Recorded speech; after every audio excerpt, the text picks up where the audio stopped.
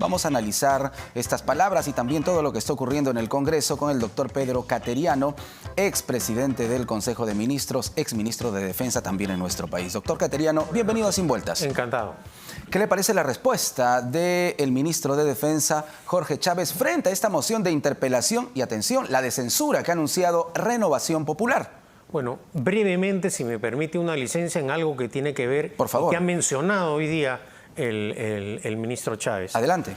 La Fiscalía ha resuelto no formalizar y no continuar con la investigación que se estaba realizando a la compra de 24 helicópteros a Rusia. Esta denuncia fue formulada malévolamente por dos conocidos fujiapristas, Luciana León y Rafael Rey. Sus mentiras y falsedades se han caído. Hay que decir que obviamente este atropello lo apoyó la izquierda, con la honrosa excepción de Manuel Dahmer y Alberto Quintanilla. Y vergonzosamente también los parlamentarios de Pedro Pablo Kuczynski, con la honrosa excepción de Gino Costa. ¿Por qué menciono esto? Porque a lo largo de estos años, oficiales del Ejército y funcionarios del Ministerio de Defensa han pasado por una persecución fiscal y sobre todo política, y cumplieron con su deber. Y yo hoy día a esos oficiales encabezados por el general Germán González Doimi les tengo que agradecer en nombre del país. Hoy día el ministro Chávez ha dicho que apenas el país tiene 8 helicópteros operativos.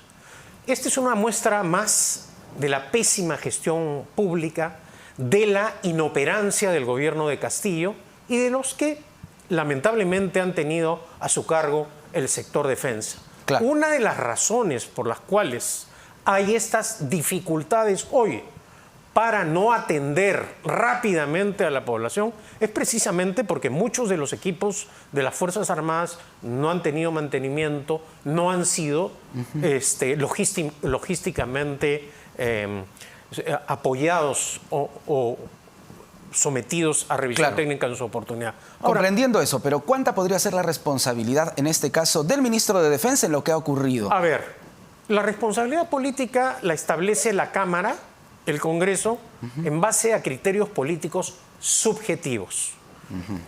No hay que confundir la responsabilidad penal, si la hubiere, con las responsabilidades administrativas. No, acá no está en discusión la responsabilidad penal y tampoco administrativa del ministro. Okay. Ahora, yo tengo la mejor de las opiniones del ministro. Él fue jefe de INDECI en la segunda oportunidad que yo pasé por la presidencia del Consejo de Ministros. ¿Ha trabajado usted con él, con Jorge Chávez Cresta?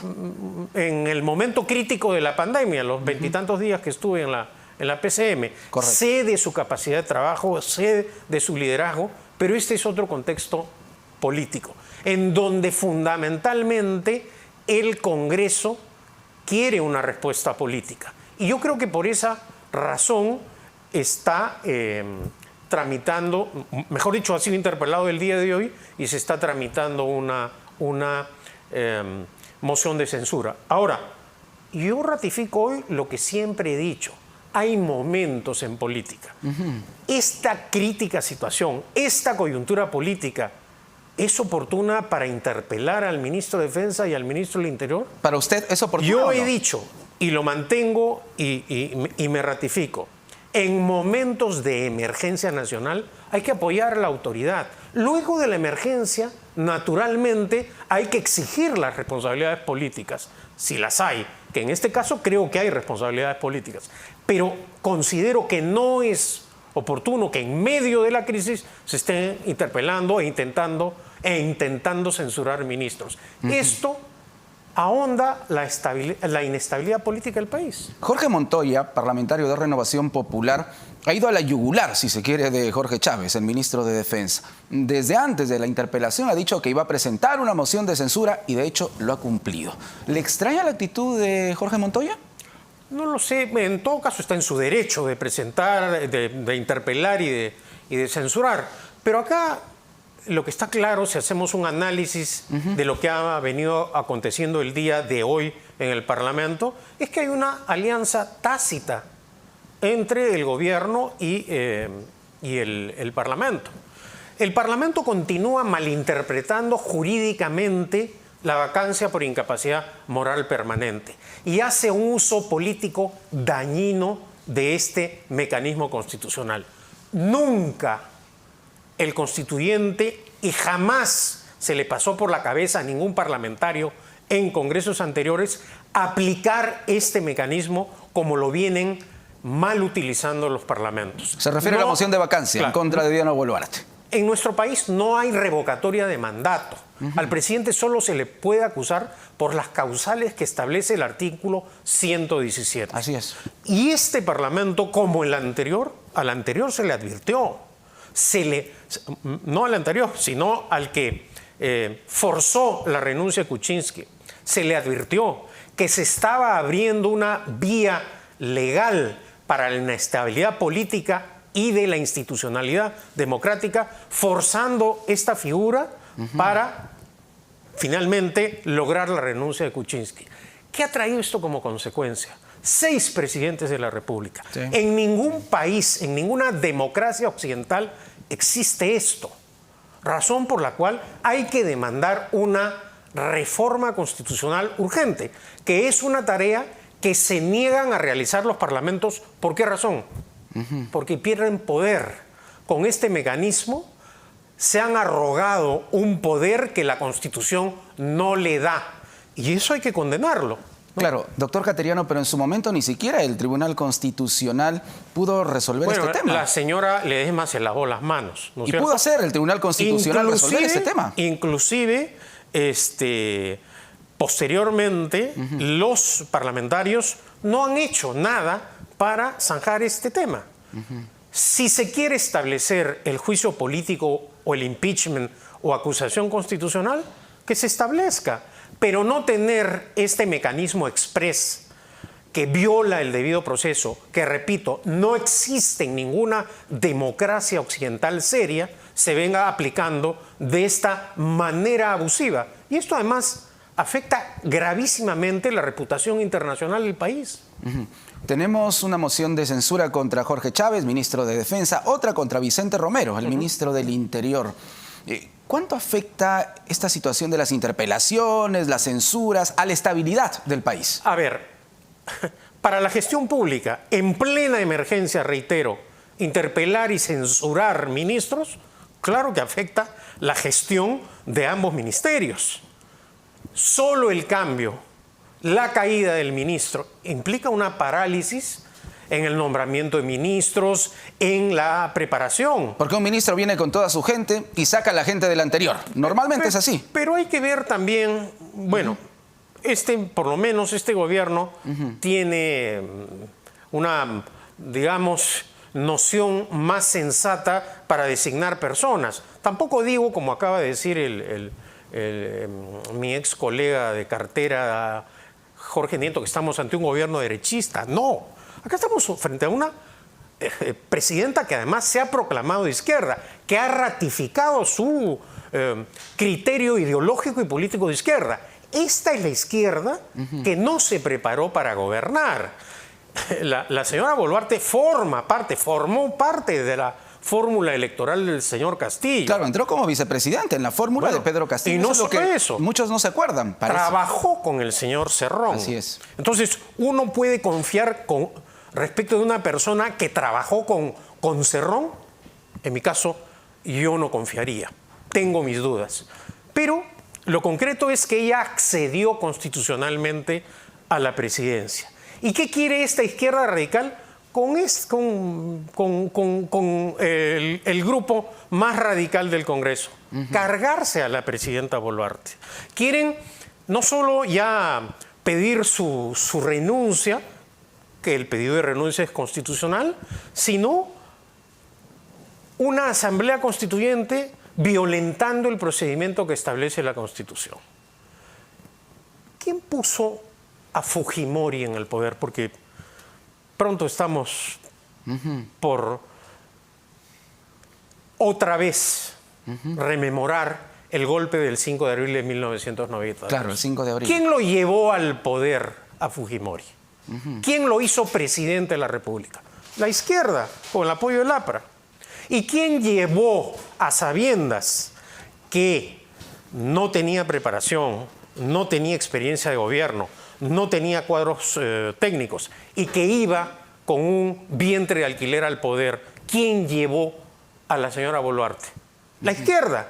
La izquierda que hoy rápidamente, camaleónicamente, cambia su discurso político para, en medio de este caos, en medio de esta anarquía, tratar de marcar distancias cuando ellos son los responsables de este caos. El caos que hoy vivimos se debe a la izquierda radical e irresponsable que llevó al poder a la señora Boluarte en compañía del señor Castillo. Eso debe quedar claro. Sin embargo, doctor Cateriano, congresistas de izquierda señalan no sentirse representados por Dina Boluarte. Dicen incluso que la señora Boluarte es usurpadora del poder. Lo hemos visto, han presentado una moción de vacancia y no sería raro que presenten otra en los siguientes días. ¿Por qué lo hacen? ¿Qué buscan? Porque ellos son expertos en falsificar los hechos políticos, como lo hacen ahora Petro y López Obrador desde el exterior, que son los grandes encubridores del golpista y corrupto Castillo.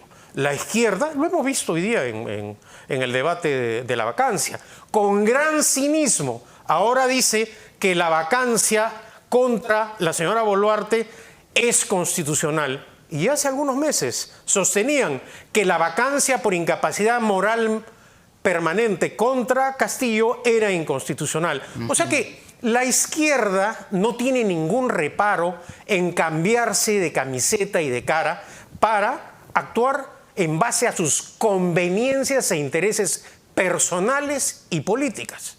Por esa razón, hay otro sector de la izquierda que no quiere elecciones generales anticipadas. Y esa es la situación. También la señora Boluarte se ve en esta crisis política, claro, avalada, digamos, por esa izquierda, el otro sector de la izquierda, que quiere mantenerse en el poder hasta el año 2026 y de esta manera impedir la realización de elecciones generales anticipadas. Y dentro de este contexto, doctor Cateriano, el hecho de que Dina Boluarte se quede hasta el 2026 puede ser beneficioso o perjudicial para el país. Todavía tenemos una situación de crispación en el sur del país. A mí no me gusta especular. Yo lo que quiero es que gobierne dentro del cauce constitucional. Pero la presidenta no nos puede mentir, no nos puede tontear, no nos puede tratar como desinformados, no nos puede decir que jura hasta el 2026 y luego decir que convoca elecciones generales anticipadas y ahora hacerse como la que no pasa nada. A la presidenta hay que exigirle que gobierne diciéndole la verdad al pueblo, que es algo que no está haciendo lamentablemente. Y vemos que sus adversarios políticos, sus camaradas de aventura electoral y política, aprovechan las incongruencias de la presidenta Boluarte para dar las explicaciones respecto al supuesto financiamiento ilegal de su campaña como candidata a la vicepresidencia. Entonces, la propia presidenta, poco a poco, ella misma está construyendo una vía para que sus adversarios preparen, ¿no es cierto? Porque en eso hay que ser muy claros. Claro. La izquierda, desde el golpe de Estado que dio Castillo, efímero, pero golpe de Estado, lo que ha venido haciendo es una obstrucción a este gobierno con el fin de que pierda, caiga del poder. Entonces, es una situación muy compleja y de pronóstico reservado. La región Puno continúa en una situación en donde no hay un restablecimiento del orden público pleno. Exacto. Hay graves limitaciones en las actividades comerciales y creo que eso sin duda alguna afecta, agrava aún más la estabilidad política del país. ¿Podemos entender entonces que la presidenta Dina Boluarte no está respondiendo adecuadamente frente a las denuncias en su contra sobre financiamiento aparentemente ilegal de su campaña? Bueno, por lo menos de la manera en que ella responde e inmediatamente sus adversarios la refutan, genera esa impresión, ¿no? Y con relación a los desastres naturales, doctor Cateriano, con relación a esta situación de crisis que vive nuestro país, también en el norte, especialmente por las lluvias, los huaicos, la respuesta del Ejecutivo es la oportuna, porque es una buena oportunidad que tiene sin duda el Ejecutivo de demostrar que hay una política de Estado. Exactamente, y que hay también una capacidad de gestión pública para enfrentar esta calamidad que vienen enfrentando nuestros, o mejor dicho, que vienen padeciendo nuestros compatriotas en el norte. Así es. Ahora, hay limitaciones también logísticas y creo que eso forma parte de un mal manejo en la prevención de desastres. Esto hay que decirlo también claramente, ¿no? Claro, pero el tema de la prevención ya no lo podríamos hablar ahora. No, ahora evidentemente hay un plan. Ya estamos con el se tiene que tener un plan de en nuestro acción país. y creo, y lo reitero, este es el momento de apoyar a la autoridad nacional, a la autoridad regional y a las autoridades municipales. Ya va a venir el momento para la confrontación y para el ajuste de cuentas político, pero en este momento hay que ayudar a la gente que está atravesando por este drama agravado por las catástrofes naturales. Si usted no está de acuerdo con la censura, podemos entenderlo. Entonces, yo no es que no esté... pero ha dicho que no es pero no es beneficioso para el país oportuna en este momento. Correcto. Pero que hay una responsabilidad política, creo que la hay. Entonces, ¿debería refrescarse el gabinete? ¿Algunos cambios en este contexto no? Yo creo que ahora el objetivo político debe ser luchar contra la catástrofe, auxiliar a nuestros compatriotas, una respuesta adecuada del Estado. También solicitar cooperación internacional. Nos hemos visto muy abandonados, muy solitarios en este contexto de una calamidad nacional. Es doloroso decirlo, pero ha sido muy pobre la cooperación internacional en este caso, ¿no? Claro, y hay que comprender también, y ese es otro panorama bastante complicado que vive nuestro país. La presidenta Dina Boluarte tiene problemas también internacionales, ¿no? Nos hemos terminado distanciando de países que han sido amigos con nosotros durante siglos, como Colombia o México, por ejemplo. ¿Cómo observa esta situación? Pero en este caso, yo creo, por lo menos, con la última decisión de la presidenta Boluarte de retirar a nuestro embajador en Colombia, creo que actuó correctamente. Es decir, no se puede tolerar que un presidente de un país hermano en un foro internacional use la mentira y acuse de golpista a la presidenta de la República. Le guste o no al señor Petro, la presidenta Boluarte personifica a la nación. El señor Petro ha agraviado al Perú. Entonces, lo menos que se tenía que hacer era eso. Ahora, la situación es muy compleja. López Obrador viola un compromiso internacional, no entrega la presidencia pro tempore de la Alianza del Pacífico, pasan las semanas y hay un silencio cómplice del gobierno colombiano y también del chileno. No quiero decir que la responsabilidad política sea del presidente Boric, pero acá hay un problema grave también que tiene que ver con un proceso de integración económica y que creo que una de las razones por las cuales López Obrador y Petro boicotean es porque no creen en el libre comercio, no creen en la economía de mercado. Y, claro, una forma de dinamitar la Alianza del Pacífico es actuando de esta forma, es decir, violando vergonzosamente los compromisos internacionales. Sin embargo, también Estados Unidos le ha propinado una suerte de jalón de orejas al Perú a través del Departamento de Estado. Ha hablado de aparentes excesos en el uso de la fuerza por parte de la policía y del ejército. Entonces, ¿cómo responder frente a esta suerte de campaña internacional en contra de nuestro país? A ver, las muertes de nuestros compatriotas han causado conmoción nacional e internacional. La única forma de detener esto, de solucionar, es respondiendo con la verdad. Hasta ahora la respuesta del gobierno y específicamente de la presidenta Boluarte no tiene credibilidad, no tienen sustento. Entonces creo que eso también afecta la confianza y la reputación internacional del gobierno. Retornemos al Congreso de la República, doctor Cateriano. Acabamos de ver el caso, por ejemplo, de Rocío Torres, la parlamentaria, que nuevamente se trata de una legisladora acusada de recortarle el sueldo a sus trabajadores. Y el Congreso tiene lamentablemente una desaprobación bastante notoria entre la población. Con esa desaprobación, ¿podemos esperar que este Parlamento continúe hasta el 2026? Porque si se queda la presidenta Dina Boluarte, también se queda el Parlamento. Obviamente. Este es un Parlamento que ya nos tiene acostumbrados al encubrimiento de actos ilícitos. ¿Cuánto se demoró el Parlamento para desaforar a un congresista acusado de violar a una dama? ¿Cuánto tiempo se ha demorado este Parlamento en tramitar los casos vergonzosos de los denominados niños de Acción Popular? Es decir, este Parlamento, en todas sus actuaciones, desde la defensa del orden constitucional, porque, ojo, este Parlamento vaca a Castillo después de que da Castillo el golpe de Estado. Guardó silencio cuando internacionalmente ese gobierno acusaba al Parlamento. ¿Por qué razón? Porque tenían pánico a su disolución.